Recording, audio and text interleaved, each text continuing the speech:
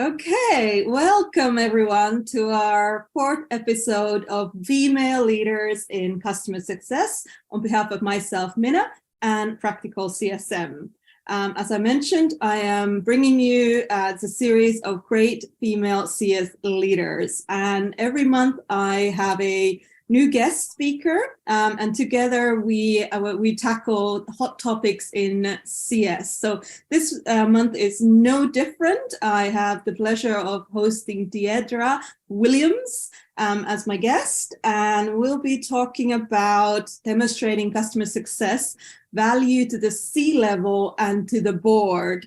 So Deirdre, great topic. I know we have lots to talk about today. I know, especially in this current climate, CS is obviously being talked about a lot, and that kind of value demonstration is a key for our discipline to keep growing. So I'm really excited for our talk today. So without further ado, let's get started. So Deirdre, welcome to the show. Could you tell us, the audience, a little bit more about yourself? I will do that. And thank you, Minna, so much for inviting me to do this. Everybody should be seeing my screen. And in addition to telling you a little bit about myself, I'm going to also just level set what we're talking about so that everybody is making sure, because I know the topic changed earlier. So we're just going to focus on some key topics like the value of customer success, as Minna said, really presenting to the board. And I'm also going to demonstrate some presentations I've done in the past. And then we're also going to talk a little bit about the future of customer success. So I just want to make sure everybody is in the right topic.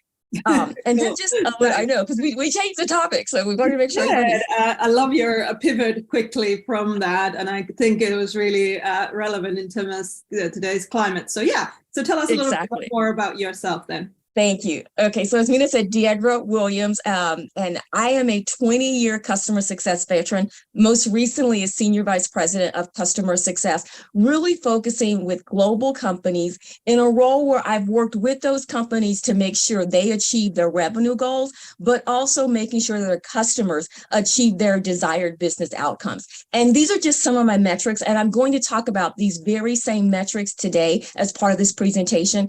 The one I'm most proud of is really one that a lot of people don't talk about, but Minna, you alluded to it in the introduction. Our industry has been dramatically impacted probably in the last 6 months to a year. And so employee satisfaction is something that I really work on in my leadership role. And I've previously increased that over 30%.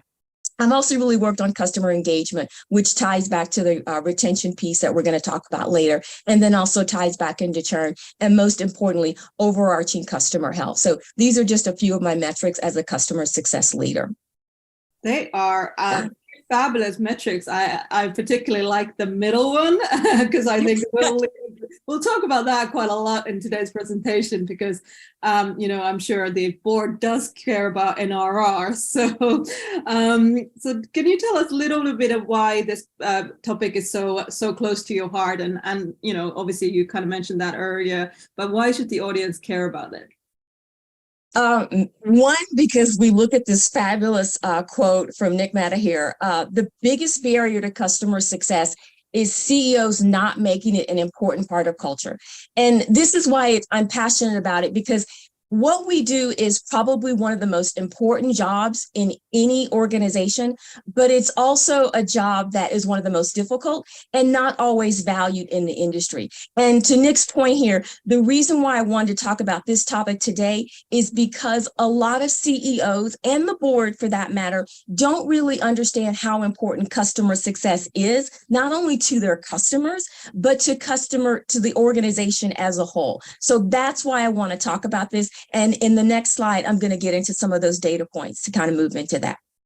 Great. And I guess the education is really to the CEO in this case, in a way, and that if they don't understand the value of it, let's make sure that they do. So what do you think is the biggest kind of impact from customer success? I guess you talk about that revenue and talk about that revenue in your own metrics is a little bit. So how would you say customer success drives that revenue growth? It really is moving from traditionally what companies really led on was sort of that sort of push model, what's considered that product-led growth. We will build it and they will come. But Right. customers are no longer being motivated by that. And they also have so many other options. So what customer success can drive now, particularly as it relates to revenue, is exactly what I'm talking about on this slide. It's really about customer let go. And that CLG means putting the customer at the center, which is why I have this wonderful sort of iconographic around a target. And what it does is it's a methodology. It's relatively new, although traditionally, if you've been focusing on this in customer success, you've been doing this. But it's a methodology that enables revenue growth through using a cheaper, faster, and more reliable source to grow your revenue, the customers. And who better to target that revenue growth than customer success? Because what we do is we're the voice of the customer. And what we focus on is a go-to-market strategy so that our companies can rely less on getting that new business, which is an important metric. Okay, I want all my account execs to know we're not trying to encroach on your territory. They are my best friends. However, the best way to grow revenue in any company is through your existing customers. And we're going to talk a little bit about that revenue growth strategy, but it's through using expansions, it's using advocacy, and more importantly, customer retention. And that's really great. I guess, you're putting this target in the center of it, because I think we've been too shy about talking about revenue growth previously. I agree. I agree. Why do you think that is, and how can we get better at articulating that revenue growth stuff? I think the shyness comes from the fact that and I know you've been in the industry a while as well, is when I came into customer success, I was always taught that we were that trusted advisor. And that we weren't, and that there was this clear delineation between customer success and sales. And that's not really true. What we are is, if we are going to actually drive value for that customer, if we really are going to be that trusted advisor, then we need to be able to look for opportunities where we can meet their business goals and objectives. And hopefully from a company standpoint, and when I talk about the company, I mean the company that we're working for and the company we're working with, that will generate additional revenue. And I'll talk in the next slide about how we can demonstrate that and some of the metrics around that. Right. Well, let's go into that. So, let's dive into really how do you talk about customer success to the C-level and the board, and some of these great metrics that support that idea? Well, the first thing I do is it's all about the data. I can't say how important it is if your organization doesn't have a data scientist or a data analyst or an entire department under customer success operations that focuses on data. That is the next trend. And I'm going to talk about some of the trends going forward. But these are 4 data points that anytime I'm presenting to the board, I remind them of these data points. The first one is customer success is where 90% of the revenue is. Kind of, if you look at sort of that 80-20 metric, 80% of your business is coming from 20% of your customers. Well, that's your existing customers. So if you want to exponentially grow your revenue as a company, you need to be focusing on your existing customers. And who owns those customers? Customer success. Also, if you're looking at C-stats, if you're looking at customer advocacy, if you're looking at renewals, then you need to focus on retention. And retention rates can be dramatically increased.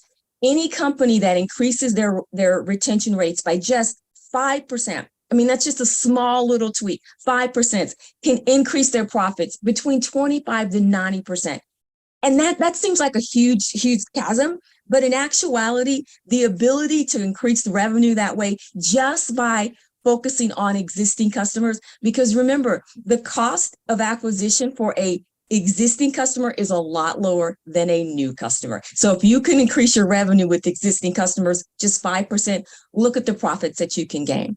The other thing is, organizations that have worked with customer success teams have had an average rate of 90% compared from an upsell perspective, compared to 60%. And that upsell that's that expansion. That's offering additional products and solutions to your existing customers. So if you can increase that expansion rate by up to 90% versus that 63%, again, that's revenue growth. And then the other metric, you touched on it, was that NRR. Mm-hmm. Companies that reported the highest net revenue retention rates also reported investing 10% of their revenue into CS organizations and CX ops organizations. And I have some of the organizations that I get these quotes from. These are big names in the industry: Salesforce, Gainsart, and obviously the Harvard Business Review. So again, these are the metrics that I lead on when I'm talking to the CEO and I'm talking to the board. And this is what I really want to talk about, because this is what drives value. Yeah, I want to pick one of these metrics is actually, Yes, and just to remind everyone, I think we don't talk about profit enough. Yes. Because obviously we are so focused on the top line, right? Because that's Yes. what we often live on, and GAG doesn't necessarily get mentioned as much. But is it something that you always bring up, or is it something that we should be talking with our finance teams, or how would you get people to propagate it more? I always bring it up. I love that you talked about the CAC, the cost of acquisition, and the cost of acquiring your customers. It's important because, again, it is exponentially higher to acquire that new customer than it is to retain and mature that customer. That's why expansion is so important. But the other thing that I really talk a lot about is customer lifetime value. Taking a look at your most valuable customers, which exponentially should be your most profitable customers, and then how to invest your time in those specific customers. One of the things that we talk about, particularly in the CS space, is where do we as CS professionals spend our time? And is that time the most valuably spent on the right customers? You hear that term, ideal customer profile, ICP, thrown out a lot. But what a lot of people don't talk about is, if you're really focusing on your most profitable customers, they should be a part of your ICP, your ideal customer profile, because they're going to generate the greatest revenue gains, i.e. the greatest profit, with the least amount of effort. So that's what I focus on, is identifying who those most critical customers are, what the profit margins are for those customers. But the thing that I also want to add to that, though, Minna, is when I'm talking about all of this, I go back to that target. The customer is the focus. They're at the center of this. So if we're driving business outcomes for those customers, they are tending to be your most profitable customers. So that's what I focus on as well. I hope that answered your question. It does. I like how you're lining that ICP back to the most profitable customers as well, and not just like, hey, this is what we like as our customers. No, right? Who is actually successful with us? No. Yeah, go on. Sorry. No, you go ahead. Yeah. How do you do it then? This is obviously great metrics, but I guess you have a little bit more proven way of you demonstrating that value to C-level and to the board. So do you want to tell us a little bit more about your techniques? Because you mentioned you do to show some of these metrics. Thank you for that. That's the heart of this conversation.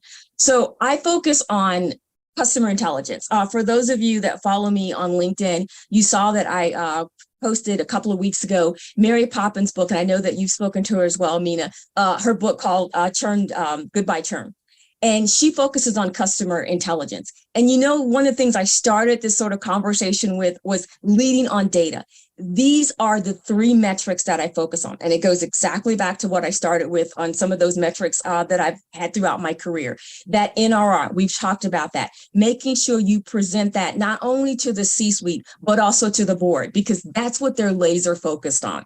Making sure that, and we haven't talked about this, but it comes into some of the terms that we mentioned earlier, making sure that customer success has a seat at the table, but that seat at the table is tied to a P&L. That's that profit and loss that we talked about earlier. And then also that revenue growth. You heard me talk a lot throughout this presentation, a lot about that expansion model, that upsell number that I said, that's 90% greater upsell capability. That's a revenue piece that the board is going to be laser focused on. But the other thing the board is also really focused on is customer sentiment. And what I'm going to do in the next slide is show you an example of a board presentation that I present to the board on a regular basis, where I fill in these numbers. And these are also conversations that I'm having with the C-suite around sort of retention, revenue growth, and sentiment. So unless you have any questions about this, I'll move into that. Yeah, let's have a look at that, and I can guess we can delve deeper into that through your example, because I think there's a great way of just centering this and focusing them on certain things without hearing all the noise. So please go ahead. And I love that because this will clear all the noise because it is laser focused. So let's dive into it. So what you have here is just a sample of how I present both to the C-suite as well as the board. I usually do like a monthly board meeting where I focus on what is really working well. And those 3 key metrics that I talked about on the previous slide, they really want to know, what is the revenue retention rate? So what's that NRR? And I like to give them a percentage. And this is where having that sort of very close relationship with your data team is critical. For me, any organization I've ever been a part of, one of the most important people in the organization, in addition to all of my other peers, is that data scientist, that individual that can pull those numbers for my team so that I have a very clear dashboard of what my revenue metrics look like. And they're generally tied to the overall company metrics, but this is something that the board, again, is laser focused on. And then the other thing is, generally, whether customer success owns renewals or they're owned by an account management team, it's still something that sits in our wheelhouse from a customer success standpoint because we have that voice of the customer. So obviously, the board wants to focus on what do your renewals look like, because that's part of the NRR metric as well. Right. So you call them out separately, right? I call them out separately. And the reason being is because when we get into the areas of where we can do more, renewals can be a upside, but they can also be a downside because you can have some challenges. So you'll see them on both sides. So that's why I call them out separately. Got it. Nice one. Thank you. Yeah. This is something that's relatively new, but it's something that I've had a metric on in my career, particularly when I was in my previous life as an individual contributor. But this new concept of customer success qualified leads. This ties back into that expansion model. For those of you that know the Lear model, which I hope that you're all using, and if you don't, please look it up. But the Lear model really focuses on looking at landing that opportunity, making sure your customers are adopting, making sure that you're expanding, and then looking at that renewal piece. So one of those key pieces is looking for qualified opportunities. And I use the word qualified because we can identify a variety of opportunities when we're talking to our customers. But the 2 things we want to focus on when I say qualified is, first and foremost, do those opportunities drive value for your customer? Are they tied to your customer's desired business outcomes? And then more importantly, when you're qualifying those leads, are they of value to your account management or sales team? Because the last thing we want to do is throw over an opportunity that is of no value to the customer and is of no value to our account management team that's going to be closing those opportunities. And so once we have that number of qualified customer success opportunities, then how much expansion revenue is closed tied to that? Right. And then the last metric is, were you going to say something, Minna? No, I just, it was nice that you expanded on that.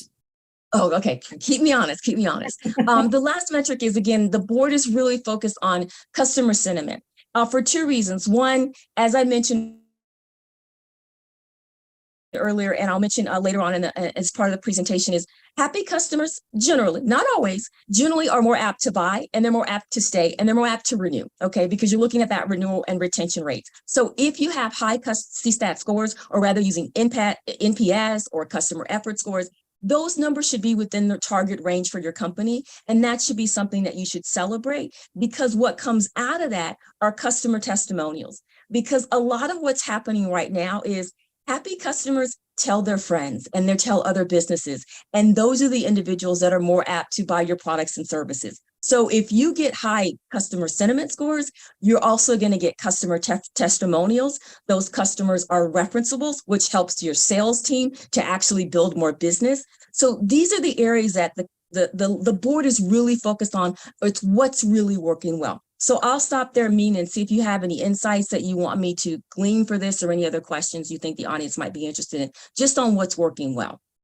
Perfect. Well, what I like about also this is it's a very comparable against other companies, right? You're not just talking about something that is happening in your particular sector, but NRR is widely recognized and obviously is a percentage comparable.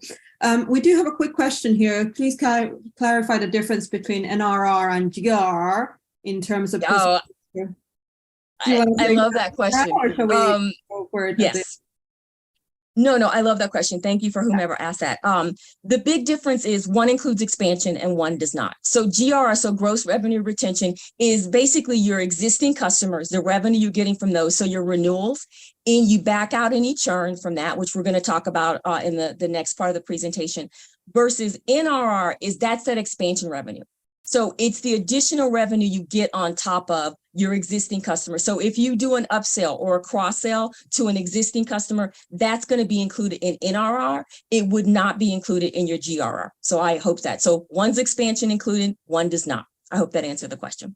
That does, yes. Right, go ahead onto your right side. Areas what we can do. I do like that as well, that you called yes. So I've always had this mantra: if I'm presenting to the board, I'm going to tell them what my team is doing well. And if I'm really lucky, my team is doing well. So that's what's working well.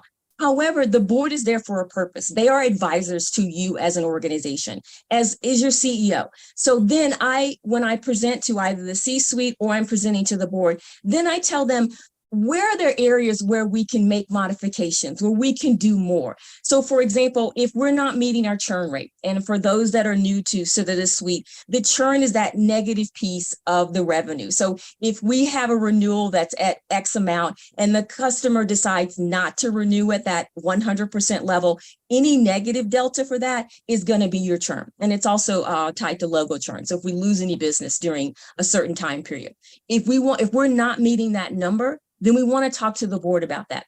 Also, if we've lost some renewals, because you notice on the working well, I talked about which ones we close, we could potentially lose renewals. That's not ideal, but it happens. And sometimes we lose renewals to customers that don't meet our ICP, our ideal customer profile. So sometimes it's not a bad thing, but we do want to call it out.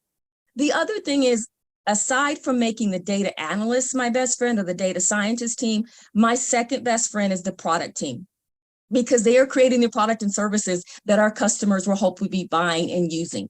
But also we are a feedback loop. Again, I talked earlier about being that voice of the customer. So if you have an exorbitant amount of enhancement requests, which when I was an individual contributor was the bane of my existence, in a good way and a bad way, sometimes you can relate to that, then we want to make sure we're giving that feedback to the product team.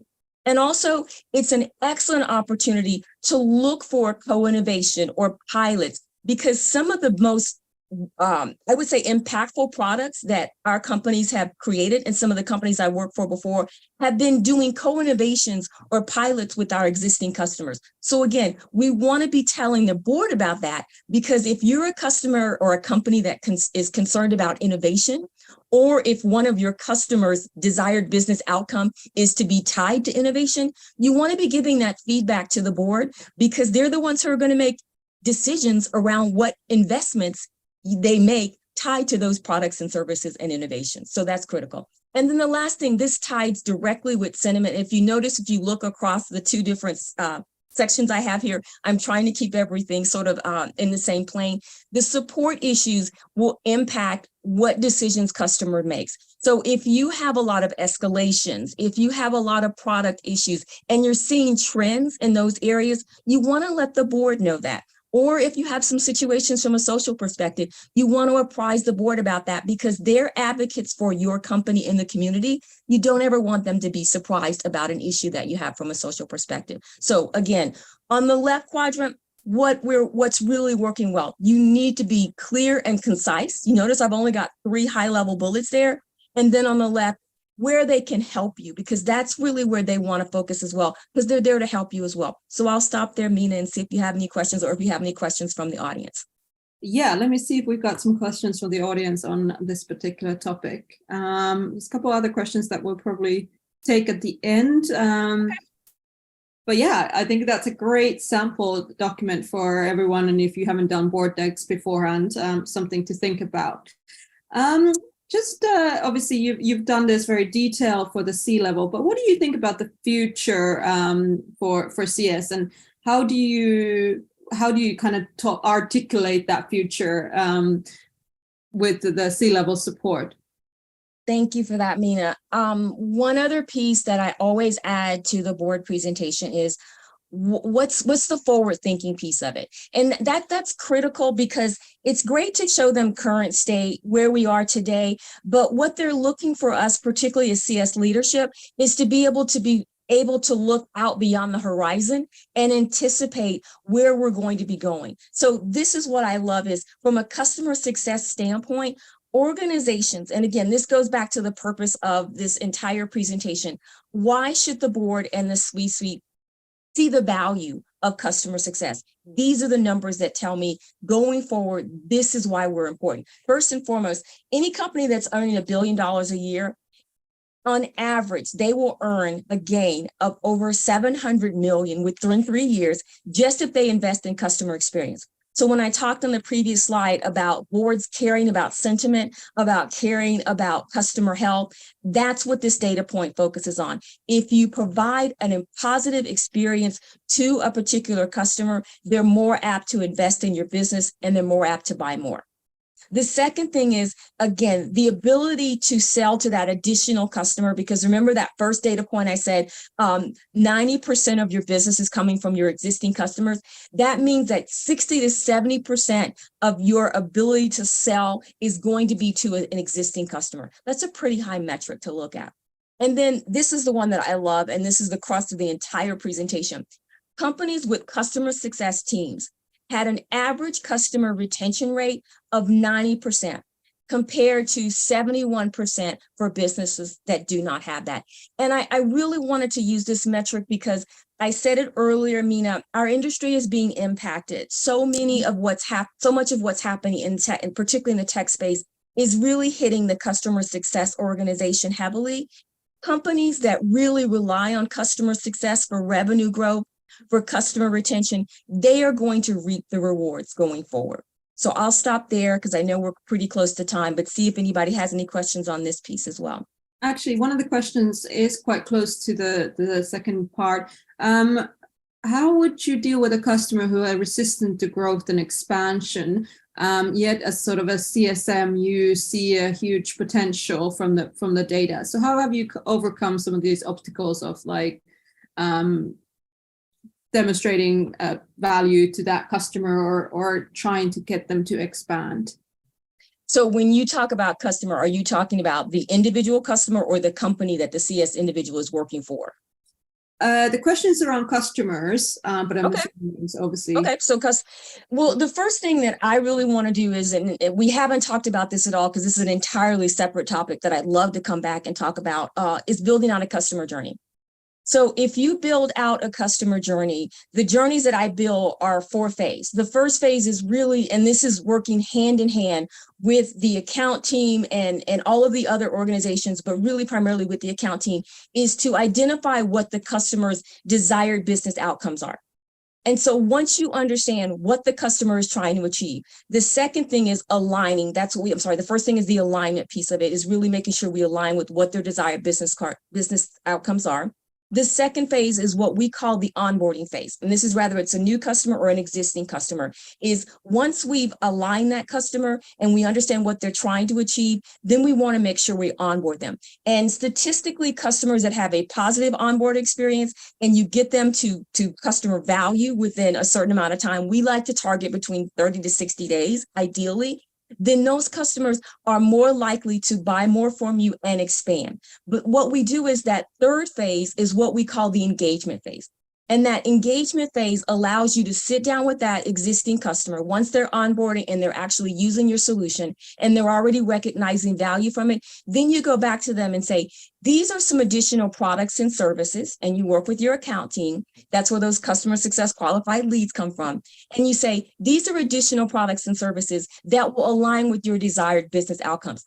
I can tell you, and again, don't quote me on this, but I statistically have seen customers, the numbers support that. Once you tie it back to their desired business outcomes, they want to buy more, they want to expand. And so that's how you overcome it, is saying, if you want to meet your desired business outcomes, these are the products and solutions that will help you do that. But more importantly, that fourth phase of the journey is that advocacy phase, because when my team has done that and they've gone through the first 3 phases, we have customers that will do testimonials. They will be references for it because they've seen that we've helped them meet their desired business outcomes. So I hope that answered that question, Minna. I think that answered that perfectly. So it's obviously not at the point of renewal that you start talking about expansion. You lay the foundation a lot earlier, and you used a model called Lear earlier. Yes. The other model I've heard also is called LACE, so very similarly land, adopt, consume, and expand, right? So correct. That one as well.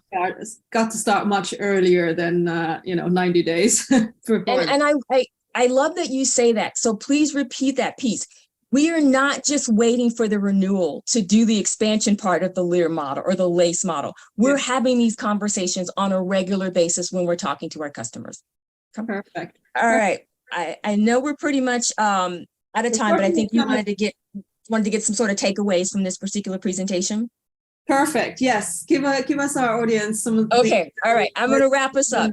If you heard nothing else from this presentation, if you were bored to death, I'm hoping that these were the 4 things you take away. First and foremost, and I can't take credit for this, this actually comes from the Chief Customer Officer book. You guys, I'll be posting about that later on this week. I just finished it. But the first thing is know your numbers. You've heard me say several times, like literally, get your data scientists, your data analysts, whoever manages your data at your company, put them on speed dial. They will be your best friend. Communicate effectively and often. When I talk about doing these board presentations, I'm doing those on a monthly basis. But what my team does, we have what's called Monday metrics. And what we do on those Mondays is we go through those very same metrics so that we know where we are so we can plan for the week. And then we have what's called Fabulous Fridays. We see and look at our results. So it's constantly letting not just the team, but everyone in your organization know what your team is doing from a customer success standpoint. This is something when you talk about us being shy about maybe expanding, we're also really shy about tooting our own horns, which is crazy because most people in customer success, we love to talk. You can see I do that. But really, you need to be communicating effectively and awesome. The third piece, and this is critical because you heard me talk about innovation, and this is being very important to the board. Experiment, try things out. Pick a subset. If you guys are doing cohort reports, which is another metric that you need to be working on, experiment with those cohorts. Customers love that. And then use that to innovate, learn from it, and do it really, really quickly. And then the last thing, and it really, you talked about it when you mentioned the renewals piece, we have to win as a team. The other thing that we do a lot of in customer success is we go into silos. Do not do that. I have an executive level meeting with all of my peers once a week. So I can talk about what they're doing. I can find out how customer success can help them. And then I can communicate that out to the rest of the team. So know your numbers, communicate effectively, experiment, innovate, and learn, and then win as a team. Love that. Monday metrics and Friday fabulous. Fabulous. Friday fabulous. Friday fabulous. Yes. It's like, what did we accomplish this week? Yes. Friday fabulous. But Monday metrics kicks us off. Yes. Monday metrics knows your numbers and Friday fabulous wins as a team. I love that. It does. It does. Exactly. I love that. Thanks for tying it all together, Minna. Perfect. We'll get back to everyone who had some other questions because I don't think we have time for it right now. But as Deirdre has put her link there, I'm sure you'll love to connect with other people on LinkedIn. And so obviously any questions, keep them coming. But thank you, Deirdre, for that fabulous presentation. And I hope everyone's got some inspirations on what to talk to their boards from that.